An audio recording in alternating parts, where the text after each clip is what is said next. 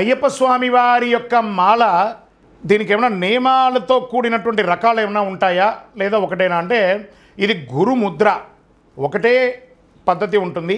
అందులో వేసుకునే మాలలు ఉంటాయి చూసారా, తులసి మాల వేసుకోవచ్చు, రుద్రాక్షమాల వేసుకోవచ్చు, స్ఫటికమాల వేసుకోవచ్చు, కరుంగాళి మాల వేసుకోవచ్చు.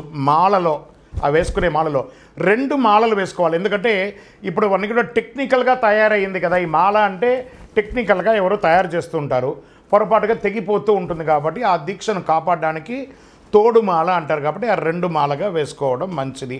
ఆ మాల వేసుకునేటప్పుడే అవన్నీ కూడా నాసిరకంగా లేకుండా కరెక్ట్గా ఉన్నది ముందే, అందుకే ముందు రోజే అన్ని చెక్ చేసుకోండి అని చెప్పడం జరుగుతుంది. దీక్ష అనేది ఒకటే నియమావళియే.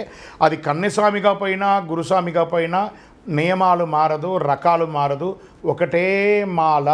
దానికి ఏం చెప్పారు?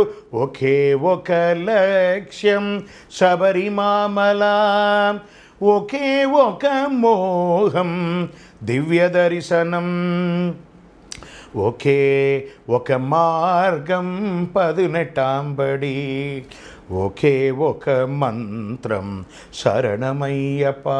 ఈ మాలలో ఒకటే మాల, ఒకటే మంత్రం, ఒకటే దర్శనం, ఒకటే మార్గం శరణం అయ్యప్ప.